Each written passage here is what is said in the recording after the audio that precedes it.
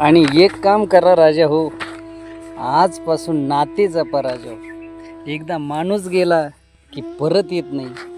बसलेल्यापैकी जेवढे पुरुष आहेत रात्रंदिवस पळतात, हे तुमच्यासाठी पळतात. या पुरुषाच्या मनगटामध्ये एवढी ताकद आहे की तुम्हाला काही कमी पडू देणार नाही. फक्त तुम्ही एकच काम करा आजपासून.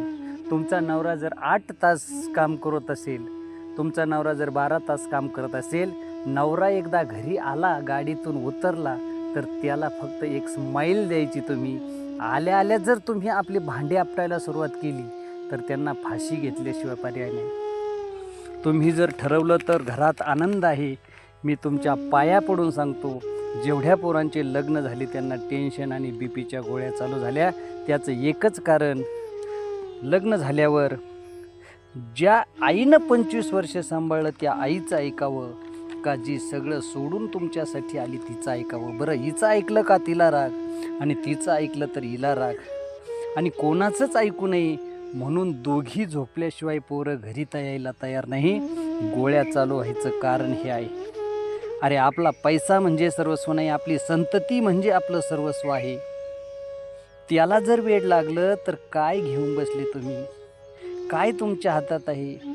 ज्या घरामध्ये सासू आणि सून एकत्र जेवतात, एका ताटात जेवतात आणि आनंदानं गप्पा मारत असेल, तर जगात सर्वात श्रीमंत घरानं ते आहे.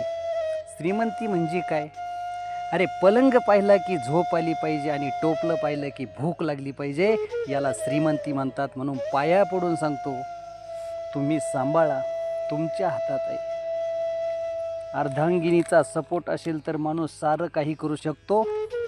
टेन्शनमुळं किती लोक मेलेत सांगायची गरज नाही. वरवर चेहरे चांगले दिसतात राजा हो, त्यांना आतून काय टेन्शन असतं तुम्हाला काय माहीत. मग लोक म्हणतात कसं काय केलं, असं वाटलं नव्हतं असं करीन. हो, त्याच्या आत काय चाललंय, आत काय चालू असतं तुम्हाला काय माहीत आहे. म्हणून तुमच्या पाया पडून सांगतो, हे तुम्ही बदला. फक्त महिलांनी एकदा ठरवलं घरात आनंद ठेवायचा, या जगात अशक्य गोष्टच नाही महाराज, तुम्ही ते करू शकता. म्हणून ज्यावेळेस माणूस आपल्यातून निघून जातो, मुलं ढसाढसा रडतात, मुली ढसाढसा रडतात, 10वा होतो, 13वा होतो, आणि 13व्यानंतर पोरगी सासरहून माहेरी आली आणि ते बाप ज्या खुर्चीवरती बसत होता, तो बाप ज्या कॉटवरती झोपत होता, ती खुर्ची, तो कॉट आता रिकामा दिसत असेल. विचारा त्या पोरीला बाप गेल्याचं दुःख काय असतं. अर्ध्यावरती कुणाची माय मरू नये, अर्ध्यावरती कुणाचा बाप मरू नये, अर्ध्यावरती कुणाची बहीण मरू नये, आणि अर्ध्यावरती कुणाची बायको मरू नये. किती प्रेम करते माय, मरू नये कुणाची माय अर्ध्यावर. पण माय जर गेली ना, चितेवर ठेवली, लेकरांनी जर अग्नी दिला आणि ते लेकरू घागर घेऊन चक्कर मारत असेल, तर मेलेल्या आईचं वाक्य राहतं, लेकरा घागर घेऊन जवळ चक्रा मारू नको, लांबून चक्कर मार. त्या मेलेल्या मायला जर विचारलं ना तू अशी का म्हटली, तर त्या आईचं उत्तर असतं, लेकरा तू घागर घेऊन जवळून चक्रा मारल्या आणि तुला चटका बसला तर ते मला सहन होणार नाही. सांगा मला, मेलेली माय जर एवढं प्रेम करत असेल तर जिवंत माय किती प्रेम करत असेल. अरे जा ना रात्री कधी अपरात्री घरी. मी जर कीर्तन करून रात्री घरी गेलो, कडी वाजवली आणि आईनं जर दरवाजा उघडला, तर आईचं पहिलं वाक्य असतं, बाळा तू जेवलास का रे? आपण जर म्हटलं ना आई सकाळपासून काही खाल्लं नाही, भूक लागली आहे, तर रात्री 2 वाजता स्वयंपाक करायची धमक या जगात जर कोणात असेल तर ती फक्त आईच आहे. पावसानं भिजलेलं सरपण म्हातारी घरात घेऊन जाते, रात्री 2 वाजता चूल पेटवते. पोरींनो, जा कधी दिवाळीला, जा कधी दसऱ्याला, जा तुम्ही कधी भाऊबीजेला जा, तुमची माय कधी तुम्हाला मोकळ्या हातानं येऊन देते का बघा. अरे पोरगी जर निघाली तर माय गहू देईल, ज्वारी देईल, आंबे देईल, बाजरी देईल, कांदे देईल, काही बी देईल, पण रिकामे हातानं जाऊ देणार नाही. नातवाला गुळ देईन, त्याचा मुका घेईन, त्याच्या हातात कपडे घ्यायला पैसे देईल, अशी आईची वेडी माय असते. जर मायबापाचं सगळ्यात जास्त प्रेम कोणावर असेल तर आपल्या मुलीवर असतं. आता इथून उठल्यावर प्रत्येक पुरुषाला माझं एक सांगणं आहे, हे प्रत्येकाने आपल्या पोरीला फक्त एकदा फोन करायचा. तुम्ही हॅलो जरी म्हटले ना तर तुमचा आवाज जरी बारीक आला तर पोरगी विचारते, बाबा तुम्ही आजारी आहात काय, तुमचा घसा बसला का, तुम्हाला काही टेन्शन आहे का दादा, काही बोलला का. सगळ्यात अगोदर आपल्या बापाचं दुःख कोणाला कळत असेल तर ते फक्त आपल्या पोरीलाच कळतं. 10 लाखाचं कर्ज बापाच्या डोक्यावर असू द्या, बापाला अजून रडताना कोणी पाहिला नाही, पण पोरीसाठी बाप ढसा रडतो असतो. बाप आयुष्यात एकदाच रडतो.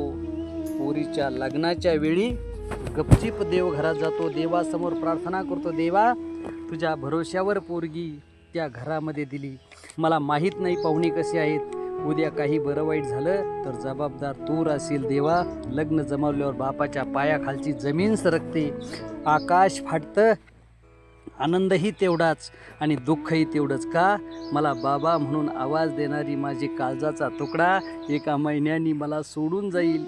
कोण मला विचारेल बाबा चहा करून देऊ का, कोण मला विचारेल बाबा गोळी घेतली का, कोण मला विचारेल बाबा तब्येत बरी आहे का. पोरीच्या लग्नासाठी मंडपवाल्यांच्या पाया पडणारा बापच असतो, किराणा दुकानदाराच्या पाया पडणारा बापच असतो, सावकाराच्या पाया पडणारा बापच असतो. सगळ्याच्या पाया पडणारा बाप लग्नाच्या दिवशी मंगल कार्यालयाच्या कोपऱ्यात जातो, तोंडाला रुमाल लावतो, ढसा रडतो. का, बाबा म्हणून आवाज देणारा माझा काळजाचा तुकडा आज निघून जाणार. आता कोण विचारीन बाबा जेवलास का, कोण विचारील बाबा गोळी घेतली का. तरुण पोरांनो, यादव महाराजांचं सांगणं आहे तुम्हाला, इथून उठल्यावर घरी जा, तुमचा बाप घरी असेल त्याच्या पायावर एकदा डोकं ठेवा आणि त्याला कडकडून मिठी मारा. बाप म्हणाल, काय बदल झाला बुवा पोरात. कोपरी फाटेपर्यंत आपल्यासाठी काम करणारा बाप असतो, चप्पल झिजेपर्यंत काम करणारा बाप असतो, त्याला जिवंतपणी समाधानी ठेवा. तुमच्याजवळ गाडी असेल तर बापाला पाठीमागे बसवा, बापाला म्हणावं खांद्यावर हात टाक, आणि त्या हाताची किंमत तुम्हाला बाप गेल्यावर कळेल. बापाचं हसणं रेकॉर्डिंग करून घ्या, बापाचं बोलणं रेकॉर्डिंग करून घ्या. हजारो लोक बाप गेल्यावर ढसा रडताना मी पाहिलंय. माझा बाप गेला, माझं वैभव गेलं. माणसं भरपूर पैसे कमवतील, पण कौतुकाची थाप टाकणारा बाप ज्या दिवशी जातो त्या दिवशी दुःख काय असतं ते मला विचारा. पुरुष मंडळी, बसलेल्यापैकी तुम्ही भाऊ असाल, पैसा कमी कमवा पण एकमेकांशी विचारानं राहा. तुम्ही भाऊ घरात वेगळे राहा, चुलींनी वेगळे राहा, काय हरकत नाही, पण विचारानं एकत्र राहा. 2 भावाला एकत्र पाहिलं तर मायबापाचं आयुष्य 10 वर्षांनी वाढतं. त्याच 2 भावाला दिवसभर भांडण करताना पाहिले तर मायबाप 10 वर्ष लवकर मरतील, ही वस्तुस्थिती आहे. माता भगिनी, तुम्ही माझ्या आईसारख्या आहात, बहिणीसारखे आहे.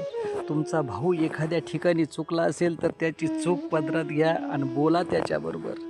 अरे सत्ता संपत्तीवरून भाऊ बहीण बोलायला तयार नाही. एकमेकासोबत मेल्यानंतर आपल्याला काय पुळका येतो, जिवंतपणी बोला. बसणाऱ्यापैकी एखादीचा भाऊ चुकला असेल, घ्या ना चूक पदरात. कोण चुकत नाही आयुष्यात, माणूस म्हणून जन्माला आलो आपण. कोण म्हणतं लोक बदलत नाही. बसलेल्यापैकी सर्वांकडे माझा नंबर आहे, सेव्ह आहेत. तुम्ही कायम माझं कीर्तन ऐकता. एक जणांनी मला फोन म्हटलं, यादव महाराज तुमचं कीर्तन ऐकलं आणि माझ्यात बदल झाला. मी म्हटलं काय बदल झाला. तो म्हटला, महाराज 20 वर्षापासून माझ्या बहिणीसोबत मी बोलत नव्हतो, किरकोळ कारणावरून वाद झालेले.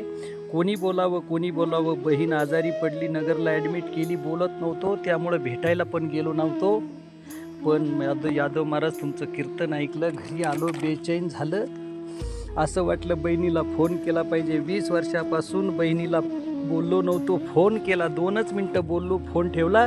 दुसऱ्या दिवशी 2000ची साडी घेतली, बहिणीला घरी गेलो, पण दुर्दैव बहीण झोपलेली होती. तिचे हातपाय हलत नव्हते, तिला बोलता येत नव्हतं. तिची अवस्था पाहिली, डोळ्यात पाणी आलं.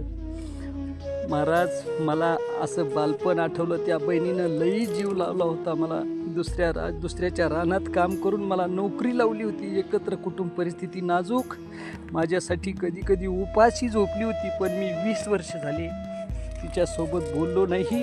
आणि आता बोलावं म्हटलं तर बहिणीलाच बोलता येत नव्हतं.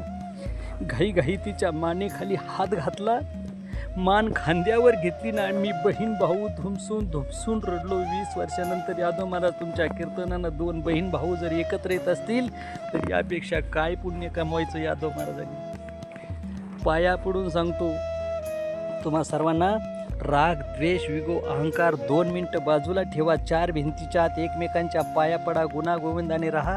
लई पैसा कमवला म्हणून कोणी सोन्याची भाकरी खात नसतं. मोठमोठे लोक आपण जवळून पाहिले, कितीही पैसा असला तरी प्राण वाचवता येत नाही. काळ आल्यानंतर मोठमोठ्या लोकांचं काही होत नाही. आपण किरकोळ माणसं आहोत. थोडे जागे व्हा.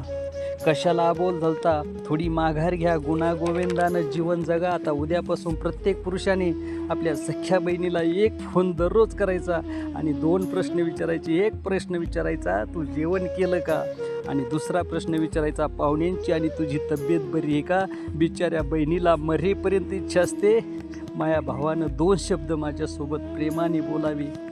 तुमचा जर ॲक्सिडेंट झाला ना, मायबापानंतर पहिल्यांदा पैसे घेऊन पळत येणारी आपली रक्ताची बहीण असते. तिला ॲक्सिडेंट झाला हे कळलं, भावाचा तर लोकांच्या कामावर जाणारी बहीण आहे त्या साडीवर सुटते आणि डॉक्टरांच्या पाया पडते आणि डॉक्टरला सांगते, डॉक्टर साहेब कितीही पैसे लागू द्या, माझा भाऊ जगला पाहिजे. मी लोकांकडं रोजाने जाईल, संपूर्ण ऑपरेशनचा खर्च मी देते, पण भावाला मरू देऊ नका. ही भूमिका या जगात कोणाची असेल तर आपल्या रक्ताच्या बहिणीची असते.